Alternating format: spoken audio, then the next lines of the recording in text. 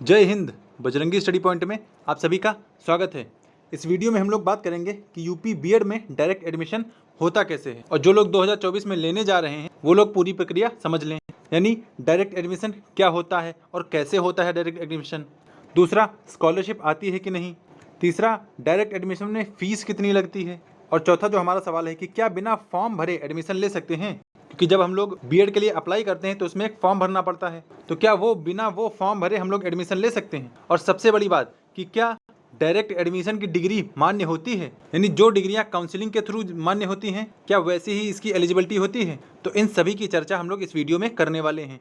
UP BEd से जुड़ी किसी भी अपडेट को पाने के लिए हमारे चैनल को सब्सक्राइब कर लें और बेल आइकन भी दबा लें ताकि नोटिफिकेशन आपको मिलती रहे। तो सबसे पहले बात कर लें कि डायरेक्ट एडमिशन होता क्या है। तो देखिए, यहाँ पर बुंदेलखंड यूनिवर्सिटी का 2023 का शेड्यूल है और ये काउंसलिंग का शेड्यूल है। देखिए, यहाँ पर एक डायरेक्ट एडमिशन की डायरेक्ट की बात की गई है, तो वही यहाँ पर होता है डायरेक्ट एडमिशन। अब समझिए क्या होता है ये। तो देखिए, सबसे पहले तो जिनका रैंक ठीक ठाक है उनको बुलाया जाएगा, जिसे काउंसलिंग बोला जाता है। तो सबसे पहले काउंसलिंग होगी एक फेज में, फिर दूसरे फेज में और तीसरे फेज में, यानी पहले 3 फेज में काउंसलिंग होगी। और ये काउंसलिंग भी अच्छा खासा चलता है, यानी 15 से 20 दिन ये काउंसलिंग चलती है। उसके बाद पूल एडमिशन होते हैं। काउंसलिंग के बाद पूल होते हैं। उसके बाद होता है डायरेक्ट एडमिशन। डायरेक्ट एडमिशन में क्या होता है, अगर सभी बच्चों को काउंसलिंग में और पूल में कॉलेज नहीं मिलता है तो उनको डायरेक्ट एडमिशन के लिए भेजा जाता है। और जो भी कॉलेज में सीट खाली रह जाती है वही कॉलेज डायरेक्ट एडमिशन के लिए स्टूडेंट्स के लिए कॉल करते हैं। तो डायरेक्ट एडमिशन होता क्या है, तो एक काउंसलिंग के बाद और पूल के बाद की प्रक्रिया है। जिनको कॉलेज अलॉट नहीं होता है और जिन कॉलेज में सीटें बच जाती हैं तब उसमें डायरेक्ट एडमिशन होता है। तो ये तो रही बात कि डायरेक्ट एडमिशन होता क्या है। फिर बात कर लें कि डायरेक्ट एडमिशन होता कैसे है। देखिए, जैसे हम लोग यहाँ पर काउंसलिंग करवा के एडमिशन लेते हैं उसी तरह आपको कॉलेज में जाकर एडमिशन लेना पड़ेगा। यानी यहाँ पर काउंसलिंग टाइप में ऐसी कोई चीज नहीं होती। आपके जानने में अगर कोई कॉलेज है तो आप वहाँ जाएंगे, अपनी फीस जमा करेंगे, अपने डॉक्यूमेंट्स सबमिट करेंगे और फिर आपका एडमिशन हो जाता है। तो इस तरह होता है डायरेक्ट एडमिशन। फिर आप बात कर लें कि स्कॉलरशिप आती है कि नहीं, सबसे बड़ा सवाल। तो देखिए, अगर आप लोग काउंसलिंग के थ्रू डायरेक्ट एडमिशन लेते हैं, यानी आपने काउंसलिंग एक बार करवा लिया है, उसके बाद अगर आपको कॉलेज अलॉट नहीं हुआ है और तब जाके अगर आप लोग डायरेक्ट एडमिशन लेते हैं तब तो आपकी स्कॉलरशिप आती है।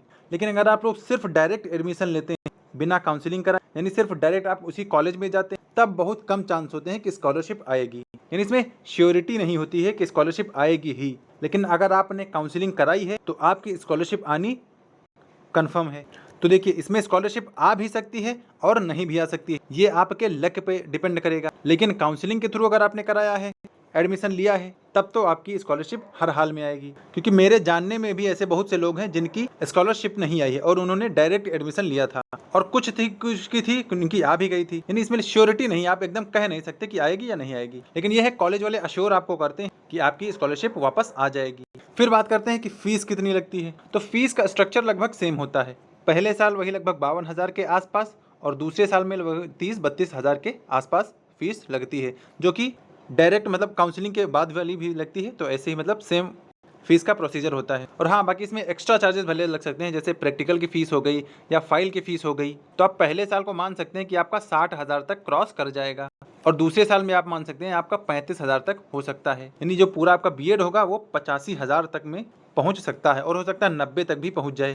ये होती है डायरेक्ट एडमिशन की फीस। यानी आप 90,000 मान के चलिए कि हाँ, इसमें फीस लगनी है।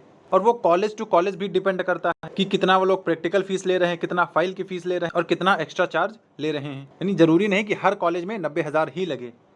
लेकिन जो प्राइवेट कॉलेज होते हैं उनका क्राइटेरिया यही होता है कि भाई जब सब कुछ पैसे से ही करना है तो ज़्यादा से ज़्यादा पैसा लिया जाए। और वो लोग अपने हिसाब से बच्चों से डील करते हैं। किसी से 3,000 ले लिया प्रैक्टिकल के लिए, किसी से 4,000 ले लिया, किसी से 5,000 ले लिया। तो सबका अपना अपना स्टैंडर्ड होता है। तो ये तो रही फीस की बात। अगली बात कर लें कि क्या बिना फॉर्म भरे एडमिशन ले सकते हैं। क्योंकि देखिए, जब बीएड के लिए अप्लाई किया जाता है तो शुरुआत में रजिस्ट्रेशन फॉर्म आता है, उसके बाद सभी लोग एंट्रेंस देने जाते हैं, पेपर देने जाते हैं।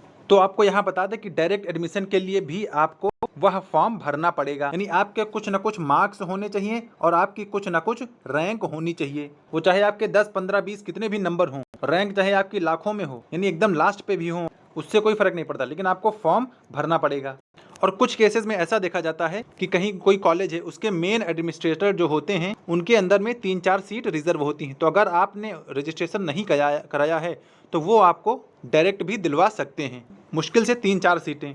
तो ऐसा देखा गया है। लेकिन बिना रजिस्ट्रेशन के आप लोग डायरेक्ट एडमिशन ना लीजिए, क्योंकि रजिस्ट्रेशन से डायरेक्ट बुंदेलखंड यूनिवर्सिटी का संबंध होता है, क्योंकि वही लोग रजिस्ट्रेशन नंबर को अलॉट करते हैं। तो इसीलिए फॉर्म भरना बहुत ज़रूरी है। आपके कुछ ना कुछ नंबर होने चाहिए और कोई ना कोई आपकी रैंक होनी चाहिए। फिर सबसे बड़ी बात कि क्या वह डिग्री मान्य रहती है, यानी हमने सब कुछ कर लिया, फॉर्म भर लिया, 2 साल का बीएड कर लिया, उसके बाद क्या डिग्री मान्य रहेगी?